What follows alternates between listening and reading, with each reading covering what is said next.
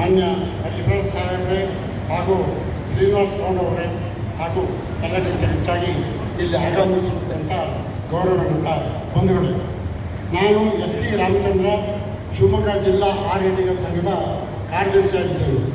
ನಮ್ಮ ಶಿವಮೊಗ್ಗ ಜಿಲ್ಲೆಯಲ್ಲಿ ನಮ್ಮ ಸಂಘದ ಕಾರ್ಯಚಟುವಟಿಕೆ ಏನಿದೆ, ಮುಂದೆ ಏನು ನಮ್ಮ ಗುರಿ ಮತ್ತು ಏನು ಮಾಡಬೇಕಂತಕ್ಕಂಥದ್ದನ್ನು ಸಂಕ್ಷಿಪ್ತವಾಗಿ ಒಂದೆರಡು ನಿಮಿಷದಲ್ಲಿ ನಾನು ಮುಗಿಸ್ತೀನಿ.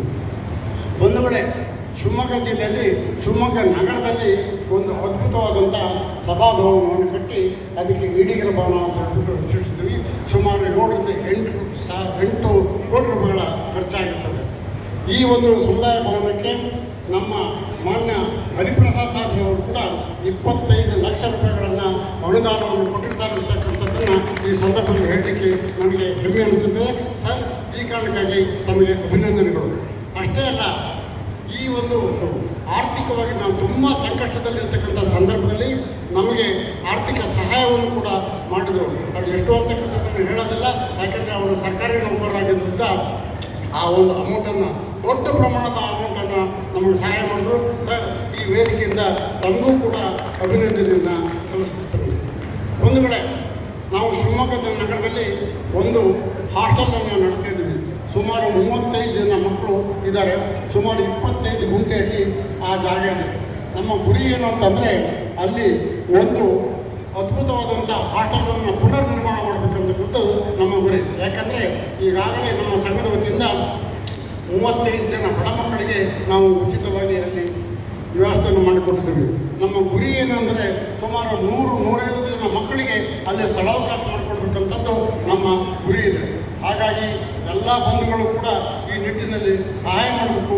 ವಿಶೇಷವಾಗಿ ನಮ್ಮ ಹರಿಪ್ರಸಾದ್ ಸಾಹೇಬರು ಕೂಡ ಸಹಾಯ ಮಾಡಬೇಕಂತ ನನ್ನ ಗುರಿ.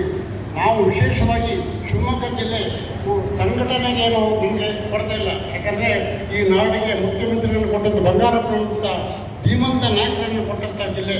ನಾವೆಲ್ಲರೂ ಕೂಡ ಇಂಕಿಲಾಬ್ ಜಿಂದಾಬಾದ್ ಅಂದರೆ ಕ್ರಾಂತಿ ಚಿರಾಯುವಾಗಿ ಅಂತಕ್ಕಂಥದ್ದನ್ನು ಹೇಳ್ಕೊಂಡು ಬಂದಂಥವ್ರು. ಅಂದರೆ ಶೈಕ್ಷಣಿಕ ಕ್ರಾಂತಿ ಕಾಗೋಡು ಹೋರಾಟದ ನಂತರ ಆಗಿದೆ, ರಾಜಕೀಯ ಕ್ರಾಂತಿ ಆಗಿದೆ, ಸಾಮಾಜಿಕ ಕ್ರಾಂತಿ ಆಗಿದೆ. ನಮ್ಮಲ್ಲೂ ಕೂಡ ನಮ್ಮ ಭಾಗದಲ್ಲಿ ಅಸ್ಪೃಶ್ಯರಂತೆ ನೋಡ್ತಿದ್ರು. ಆದರೆ ಕಾಗೋಡು ಹೋರಾಟದ ನಂತರ ನಾವು ಎಲ್ಲರಿಗೂ ಧ್ವನಿ ಎತ್ತಿರ್ತಕ್ಕಂಥ ಒಂದು ಸಂದರ್ಭವನ್ನು ಒದಗಿಸಿಕೊಟ್ಟಂಥ ಆ ಒಂದು ಜಿಲ್ಲೆ, ಆ ಒಂದು ಹೋರಾಟ. ಈ ಕಾರಣಕ್ಕಾಗಿ ನಿಮ್ಮೆಲ್ಲ ಬಂಧುಗಳ ಮುಂದೆ ನಾನು ಹೇಳ್ತಕ್ಕಂಥದ್ದಿಷ್ಟೇ. ನಮ್ಮಲ್ಲಿ ನಮ್ಮ ಗುರುಗಳು ಏನು ಹೇಳಿದ್ದಾರೆ, ಸಂಘಟನೆ ಮತ್ತು ವಿದ್ಯೆಗೆ ಏನು ಅಂತ ಕೊಡಬೇಕು ಅದನ್ನು ನಾವೆಲ್ಲರೂ ಕೂಡ ಸೇರಿ ಕೊಡೋಣ, ಸಂಘಟನೆಯನ್ನು ಮಾಡೋಣ. ರಾಜಕೀಯವಾಗಿ ಮತ್ತು ಶೈಕ್ಷಣಿಕವಾಗಿ, ಆರ್ಥಿಕವಾಗಿ ಬಲವಿತರಾದರೆ ನಮ್ಮನ್ನು ಹರಿಪ್ರಸಾದ್ ಸಾಹೇಬ್ರಂಥವ್ರನ್ನ ಮುಂಚೂಣಿ ತರಲಿಕ್ಕೆ ಶಕ್ತಿ ಬರ್ತದೆ ಅಂತಕ್ಕಂಥ ಮಾತನ್ನು ಈ ಸಂದರ್ಭದಲ್ಲಿ ಹೇಳಿಕೊಡ್ತೇನೆ.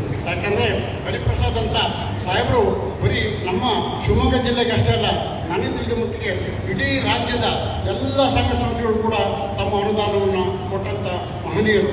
ಈ ಕಾರಣಕ್ಕಾಗಿ ಇಡೀ ಸಮಾಜದ ಪರವಾಗಿ ಅವರನ್ನು ಅಭಿನಂದಿಸ್ತೇನೆ ಈ ಸಂದರ್ಭದಲ್ಲಿ.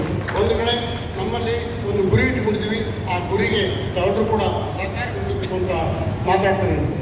ಒಂದು ಕಡೆ ಕೊನೆಯದಾಗಿ ಒಂದು ಮಾತನ್ನು ಈ ಸಂದರ್ಭದಲ್ಲಿ ಹೇಳಕ್ಕೆ ಕೊಡ್ತೀನಿ. ನಮ್ಮ ಸಂಘ ಸ್ಥಾಪನವಾಗಿ 25 ವರ್ಷಗಳಾಗಿದೆ. ಈ 25 ವರ್ಷದ ನೆನಪಿಗಾಗಿ ಒಂದು ಬೆಳ್ಳಿ ಹಬ್ಬವನ್ನು ಮುಂದಿನ ವರ್ಷ ಆಚರಿಸಬೇಕು ಅಂತ ಹೇಳ್ಬಿಟ್ಟು ನಾವೆಲ್ಲ ತೀರ್ಮಾನಿಸಿದ್ದೀವಿ, ನಮ್ಮ ಸಂಘ ತೀರ್ಮಾನಿಸಿದ್ದೀವಿ. ಈ ಒಂದು ಸಂದರ್ಭದಲ್ಲಿ ನಮ್ಮ ವಿಶೇಷವಾಗಿ ನಮ್ಮ ತೆಲಂಗಾಣದ ಮಾಜಿ ಮುಖ್ಯಮಂತ್ರಿಗಳು, ಮಾಜಿ ಮಂತ್ರಿಗಳು, ಮುಖ್ಯಮಂತ್ರಿಗಳಂತ ಬಂದು ಆ ಮುಖ್ಯಮಂತ್ರಿಗಳು ಆಗಲಿ ಅಂತ ಹೇಳ್ಬಿಟ್ಟು ನಾನು ಸಾರಿಸ್ತೇನೆ. ಸರ್, ನಿಮ್ಮಲ್ಲಿ ಆಮಂತ್ರಿಸುತ್ತಾನು, ದಯವಿಟ್ಟು ತಲೆಗೆ ಬರೋದಿಲ್ಲ, ದಯವಿಟ್ಟು ರಾవాలి. ಇಷ್ಟನ್ನು ಹೇಳಿ ಮುಂದಿನ ವರ್ಷ ನಮ್ಮ ಒಂದು ಸಂಘದ ವತಿಯಿಂದ ಶಿವಮೊಗ್ಗದಲ್ಲಿ ಆಯೋಜಿಸ್ತೀವಿ. ತಾವೆಲ್ಲರೂ ಕೂಡ ನಾಡಿನಾದ್ಯಂತ ಬಂದು ನಮಗೆ ಪ್ರೋತ್ಸಾಹಿಸಬೇಕು, ನಮಗೆ ಮಾರ್ಗದರ್ಶನ ನೀಡಬೇಕು ಅಂತ ಮಾತನ್ನು ಹೇಳ್ತಾ ಮಾತನ್ನು ಮುಗಿಸ್ತೀನಿ. ನಮಸ್ಕಾರ, ಧನ್ಯವಾದಗಳು.